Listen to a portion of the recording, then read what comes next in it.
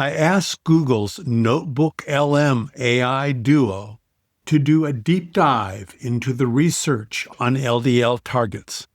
I was surprised by its response. Here it is.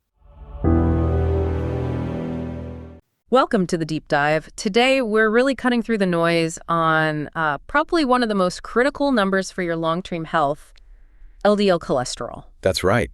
We've looked at the foundational studies, these huge meta-analyses, and what some leading health advocates are saying. And the big question we're tackling, the one we want to nail down for you, is pretty simple. Should your LDL, that bad cholesterol, actually be below 70 milligrams per deciliter? Yeah, and what we found in the source material, it really challenges what many people think of as normal, significantly. See, that's a core conflict, isn't it? Many listeners might have heard from their doctor, 100, 130, you're fine. Mm-hmm. Standard advice, often. But the global science, built up over decades, seems to suggest that fine might actually be, well, dangerous. So we're here to get you that definitive answer on this sub-70 target, and crucially, why the evidence seems so strong. And we can probably just jump straight to the main finding, really. The data is incredibly clear. It shows a linear relationship. Linear, meaning? Meaning the lower your LDL goes, the lower your cardiovascular risk. Yeah. There doesn't seem to be a point where it's too low for heart health. Lower is just better. Okay, lower is better. That seems straightforward. So why 70? Why does that specific number, 70 mg/dL, keep cropping up as the sort of ceiling for optimal health? Well, that's because the stakes are actually much broader than just, preventing death. Right. Go on. While these huge meta-analyses absolutely confirm that LDL is linearly tied to dying from cardiovascular disease, higher LDL, higher death risk. Simple as that. We really need to talk about quality of life. Okay. The sources we looked at really stress this point. High LDL doesn't just cut your life short. It often leads to decades of what they call crippling disabilities. Like what specifically? Things like strokes, heart failure, chronic chest pain, angina. And for a lot of people, avoiding years, maybe decades of severe disability, that's actually a much bigger motivator than just not dying. I can see that. Yeah. And getting that LDL below 70 is, well, it's central to achieving that kind of robust health span, not just lifespan. That definitely reframes the goal. It's about optimizing your health span. Okay, so if that quality of life argument is so compelling, where did these aggressive targets come from originally? Let's look back at the research, right? The foundational stuff. Absolutely. To really get why 70 is the target, you kind of have to look at three main pillars of evidence. First up is the observational data. What do naturally low-risk populations actually look like? And that leads us to? The 7-country study. Right. Ancel Keys back in the 70s. This was the big global comparison, wasn't it? Diet and heart disease rates around the world. Exactly. And what they found back then was, frankly, pretty shocking for the time. Yeah. Populations eating traditional diets, especially those low in saturated fat, think Crete, think rural Japan, they naturally had very low LDL levels. Okay. And the kicker, they experienced, and this is a quote, near zero heart attacks. Near zero. The whole population. Near zero. It was the first real indication that being almost immune to heart disease was actually possible, and it lined up directly with having low cholesterol. Wow.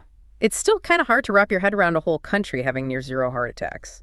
Did that finding land well? Was it immediately accepted? Oh, it faced a lot of scrutiny. Huge pushback, actually, which is precisely why we needed those next two pillars of research to really solidify the link. People needed more, especially from domestic studies. Right. You can't just rely on observations from Crete. Exactly. The medical community needed confirmation from long-term studies closer to home. And that's where the classic U.S. study comes in, the Framingham Heart Study. Been running in Massachusetts since, 1948? Still going, yeah. And Framingham basically set the American benchmark for risk, didn't it? Pretty much. It was absolutely crucial in showing that within the U.S. population, as LDL levels went up, step by step, so did the risk of cardiovascular problems. It firmly connected those higher cholesterol numbers, the ones common in Western diets, to disease down the line. Okay, so we've got Keys globally showing near zero risk is possible with low LDL. We've got Framingham in the U.S. showing higher LDL equals higher risk here. Right. And then comes the real powerhouse, right? The meta-analysis stuff. Yes, the synthesis of the intervention trials. That's the Cholesterol Treatment Trialists Collaboration, or CTT. That's one that pulls together all the statin trial data? That's the one. Massive. Data from over 170,000 participants who were actively treated to lower their cholesterol.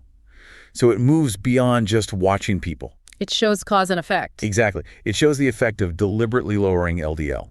And the key finding from pooling all that data, what did the CTT nail down? It perfectly validated that linear model we talked about. Their main finding, for every 39 milli-GDL drop in LDL cholesterol, Okay. a patient's risk of major cardiovascular events falls by about 20%. 20% reduction for every 39 points down. That's a significant drop. It is. But here's the absolutely critical part, the bit that really drives this sub-70 target. The CTT collaboration found absolutely no lower threshold where the benefit stopped. None. Really? No floor? No floor. They saw the risk just keep dropping proportionally. Even when LDL levels were pushed way down, like down to 50 mg/dL, the lower they managed to get it, the safer the participants became. Okay, if the CTT shows the benefit keeps going down to 50, maybe even lower, why are the standard medical guidelines often set so much higher, like 100, 130? What's the resistance? Now we're getting to it. This is where that argument from people like Dr. Michael Greger comes in, right? The whole normal is not safe idea. Exactly. It's a major disconnect. And Dr. Greger's point, and others who follow this research closely, is that the American normal range you see on your lab report, it's deeply misleading. How so? Well, think about how those normal ranges are set. Lab companies basically look at the average results from the population they test. Okay, makes sense. But if most people in that population are eating a diet that pretty much guarantees high cholesterol and eventually heart disease, then the average is the average of a sick population. So normal just means average sick. You got it.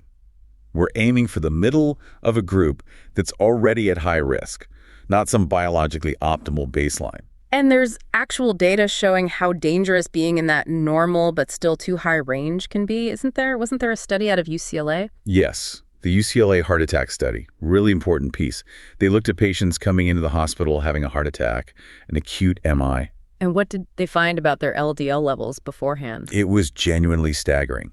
75% of those heart attack patients, 3 out of 4, had LDL levels that were technically below the guideline thresholds at the time. Wait, hold on. 3/4 of people having a heart attack were supposedly in the safe zone according to the guidelines back then. 75%, yeah. It should be terrifying for anyone looking at their labs. That really hits home. It proves the point, right? Yeah. The guidelines often lag significantly behind the actual evidence, like the CTT data we just discussed. You shouldn't be comparing ourselves to the average American diet and risk profile. We should be looking elsewhere. We should be aiming for the profile of those populations who naturally just sidestep heart disease almost entirely.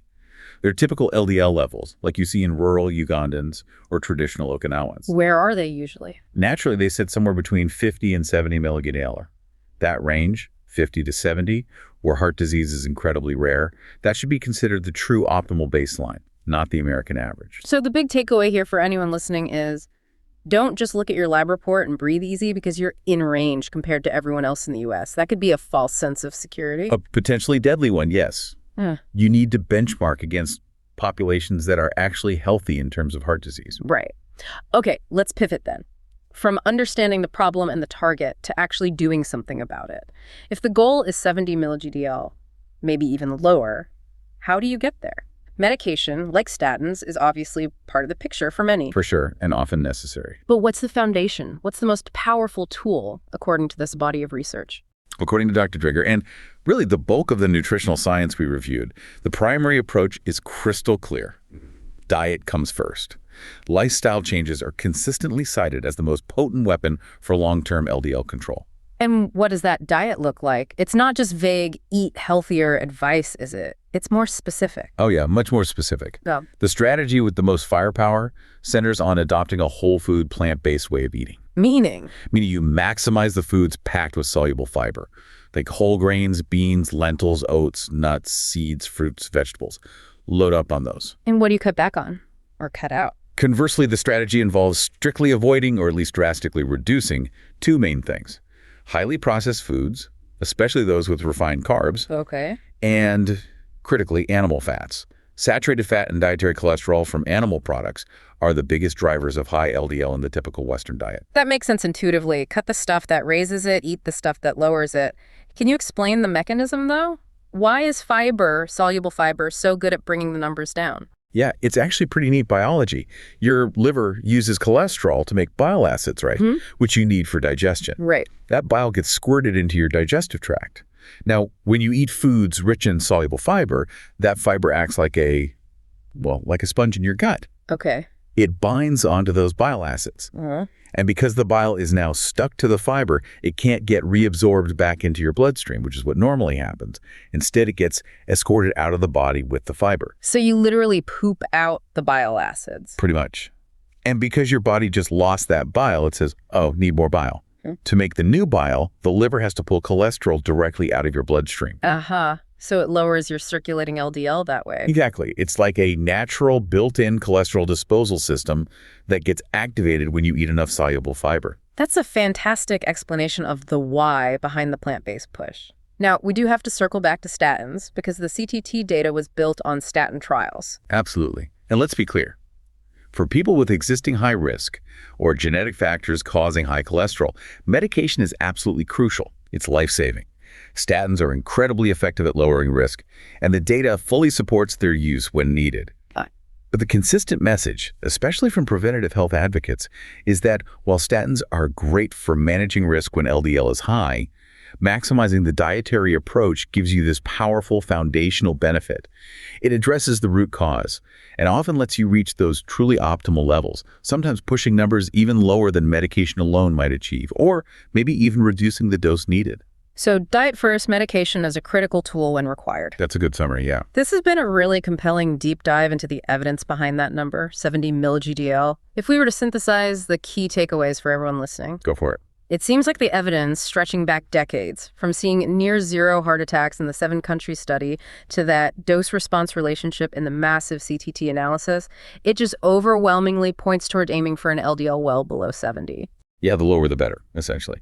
And the core lesson for you listening right now is that achieving truly optimal health might mean you have to actively challenge the status quo, maybe even what you hear in a standard checkup. Because if you live in a society like the US or UK where heart disease is the #1 killer, then you have to conclude that the average or normal level of health in that society is, by definition, not actually healthy. It might even be deadly. You need to benchmark yourself against the genuinely healthiest, lowest risk groups on the planet. And we know from the CTT that the benefit doesn't just stop at 70, it keeps going down. Right. Which leaves us with a final, maybe provocative thought. Given that the CTT found risk keeps dropping proportionally, way down to 50 mg/dL, maybe even lower, what is the true absolute safest LDL level? Could it be 50, 40? And maybe more importantly, what would it actually take for our society and our medical guidelines to finally catch up and adopt that potentially much lower figure as the new normal? Something to think about. Definitely. We really encourage you, look at your own sources, check your latest lab reports, but view them through this new lens. For optimal heart health, the target seems to be aiming for the floor, not just staying below the current ceiling. I've now listened to this deep dive from Google's Notebook LM 4 times, and I'm shocked.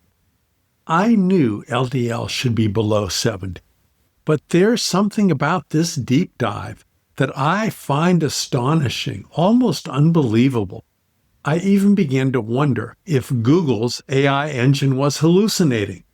So I sent the transcript of this deep dive to Perplexity, a Google competitor known for its research abilities.